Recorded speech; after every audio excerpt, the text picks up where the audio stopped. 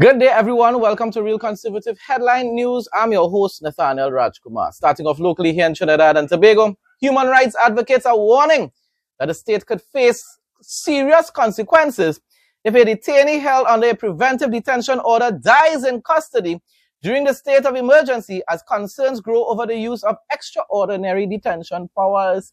Because everybody knows that a lot of these individuals being detained at this point in time, the state hasn't been able to charge them with any crime. Why? Because there's insufficient evidence, including the Hadids, including the other guy that is supposedly a leader of a gang. The man is a leader of a gang, supposedly, allegedly.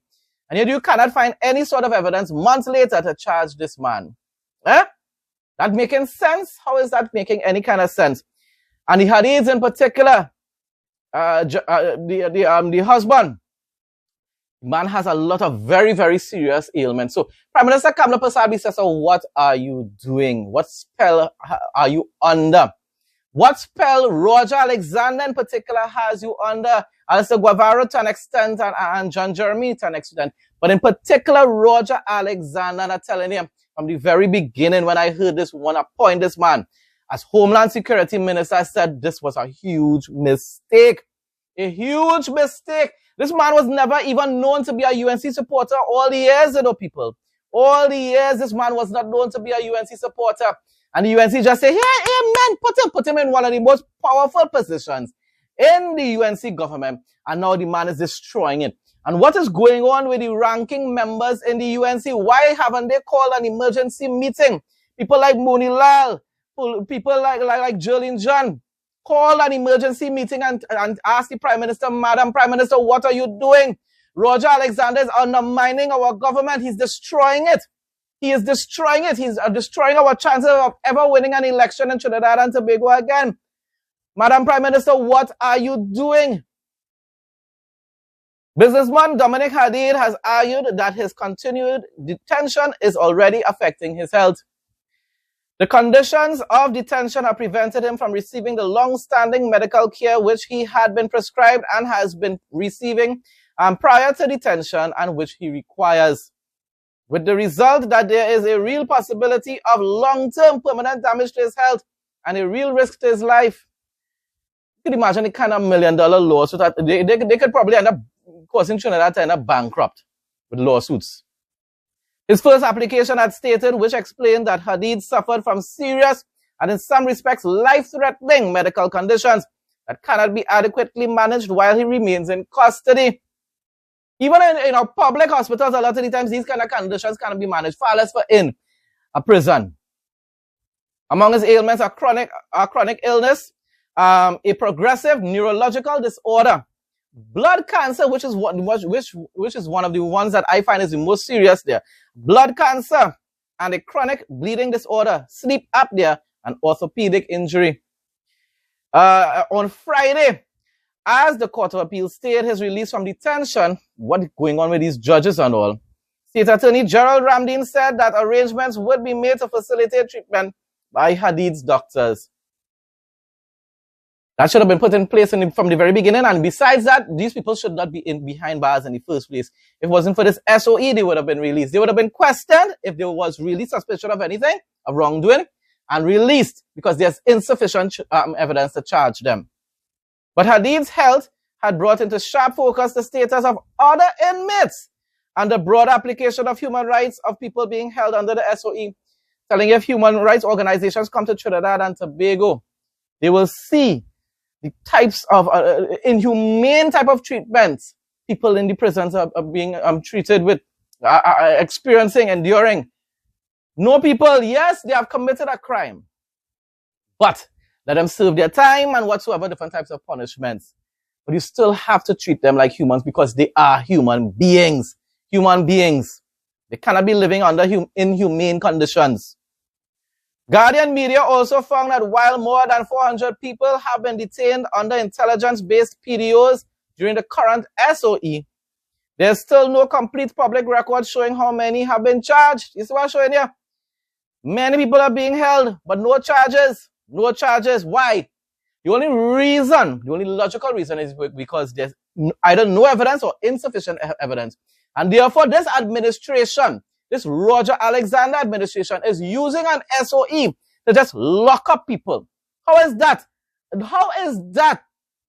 Democratic people. How is that?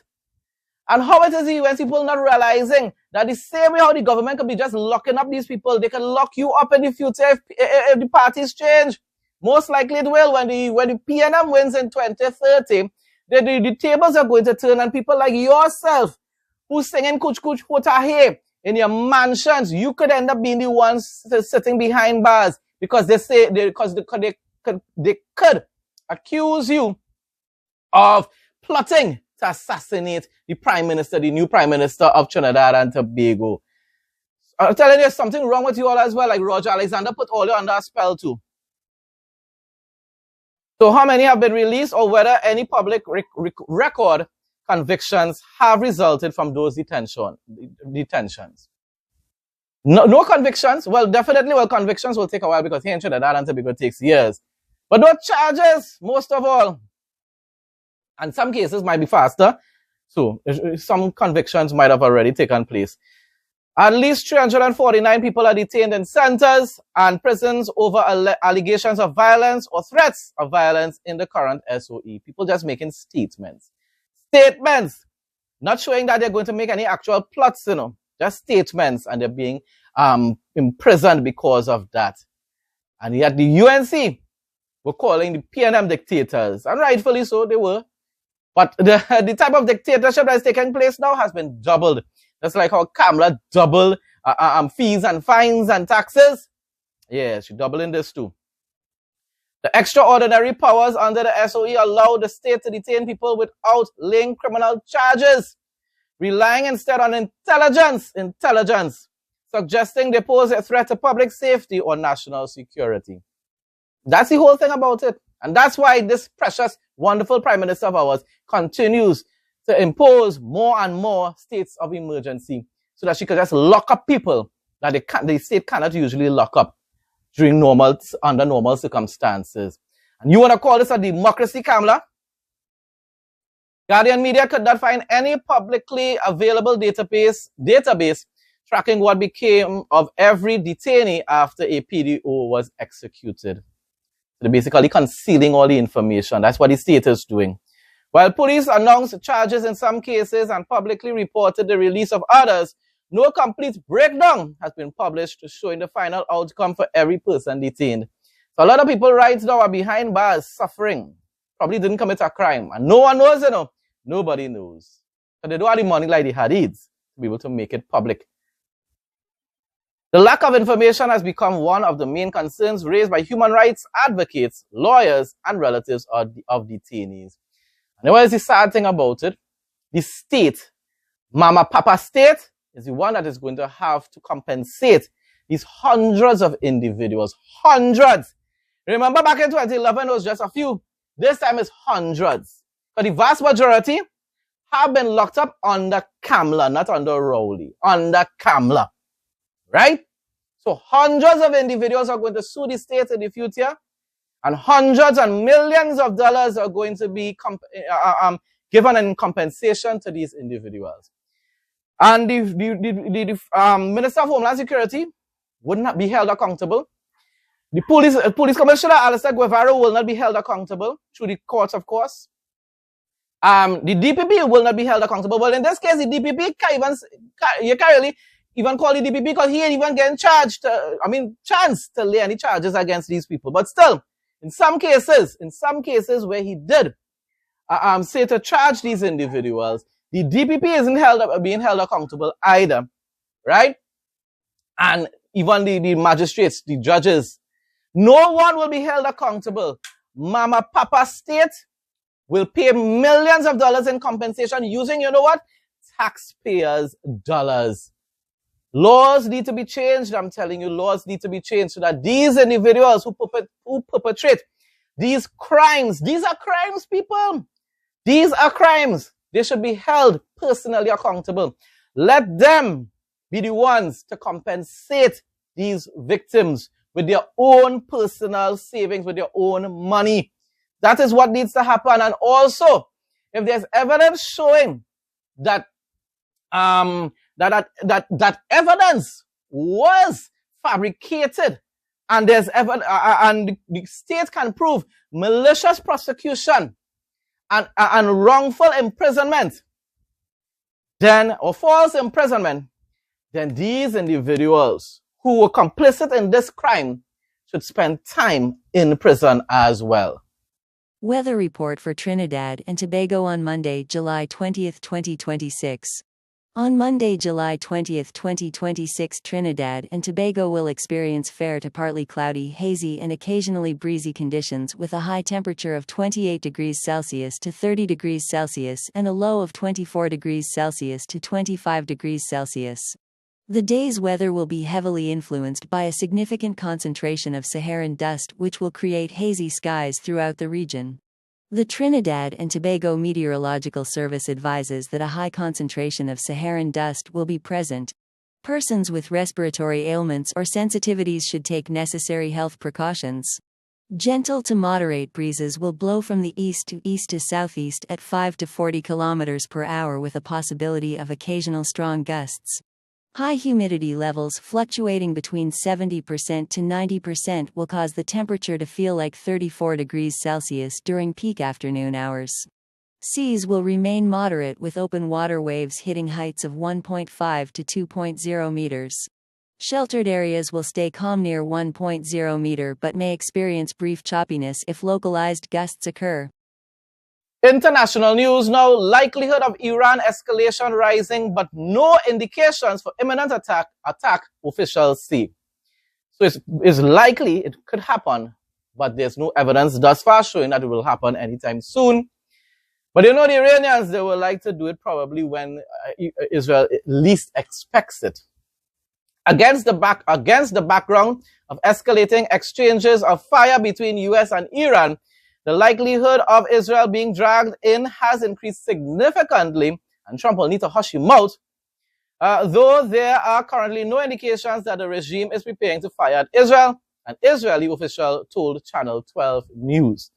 And as Netanyahu told Trump, listen, as long as we are attacked, we will retaliate. Don't tell us to stay out of the war if we are attacked. We are in continuous contact with the Americans, but one thing is certain, Trump is unpredictable. Yeah, we all know that. At the moment, it appears that the decision to raise the level of strikes against Iran will be carried out, a senior official told the channel. And once he increases his attacks, you know, the Iranian bullies love to just attack everyone else in other nations because of that. So most likely they will target Israel. The only reason why they're probably not doing it yet is because they know very well that once Israel starts to hit them, Israel is going to hit them very hard, unlike their friends in Qatar and these other Arab nations. He continued, we are preparing for every possible scenario and developing both immediate operational options and long-term strategic ones. If the Americans decide to escalate or involve Israel, or alternatively, if the Iranians carry out an unexpected and unwise move against us, we will be ready, he said. The report added that Trump's envoys are trying to halt the cycle of escalation and restart negotiations. That is the wrong thing to do, because the Iranians, you cannot negotiate with terrorists in the Ayatollah and the IRGC. The Iranian people are different, you know, they want liberation.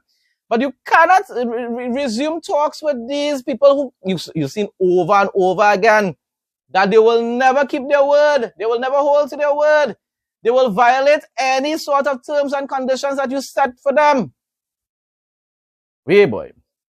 Anyhow, the report added that Trump's envoys are trying to halt the cycle of escalation and restart negotiations. I saw Witkoff behind that. And that Israel's political leadership received an assessment in recent hours that for now, there are no indications that Iran intends to launch attacks against Israel. And that's why even Amir Safati has totally given up on Trump, because he knows that. He knows. Trump will attack, days, and everybody, yay, wonderful Trump. And then, bam, Trump will come out and just say, ceasefire, out of nowhere. Ceasefire, the Iranians are ready to talk again. And then they will talk. They will hold talks for about a month or so. And they will say, yes, we are ready to sign an agreement. And when they're ready to sign the agreement, the Iranians will say, no, we are not giving up our uranium. No, we are not dismantling any sort of our infrastructure that is needed to develop nuclear weapons. We're not going to do that. And then Trump will say, oh, look again, they set us up again. But it's you are putting yourself, you are making yourself available to get set up, Trump.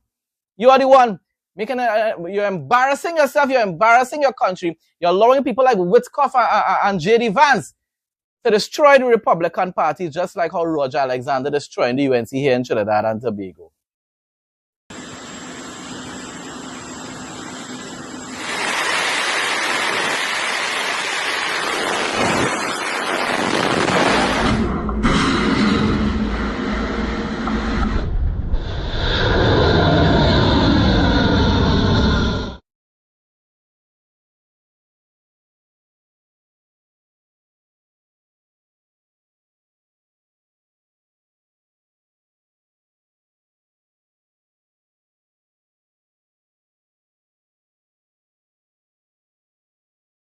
The IDF declared the Gaza border region a closed military zone ahead of the march of thousands organized by Nathaniel movement to advocate for the re-establishment of Jewish communities in Gaza. Despite the restrictions, participants, including ministers and coalition lawmakers, marched toward the border, with some breaching military checkpoints and reaching areas near the Gaza security fence. It remains unclear whether any participants crossed into the Gaza Strip. What's going on with all that? That is terrorists in Gaza. What you want to go there and march for? Try to use some sense now, man. The IDF is trying to protect you all. Wow. Bible quote of the day. Psalm 118, 20-23. The gate of the righteous and the cornerstone. This is the gate of the Lord through which the righteous may enter. I will give you thanks, for you answered me, you have become my salvation. The stone the builders rejected has become the cornerstone. The Lord has done this, and it is marvelous in our eyes. Folks, that brings us to the end of today's headline news. Thanks again to everyone who continues to support my content. Please like, comment, share, and subscribe. Stay blessed and stay safe most of all. In Jesus' name.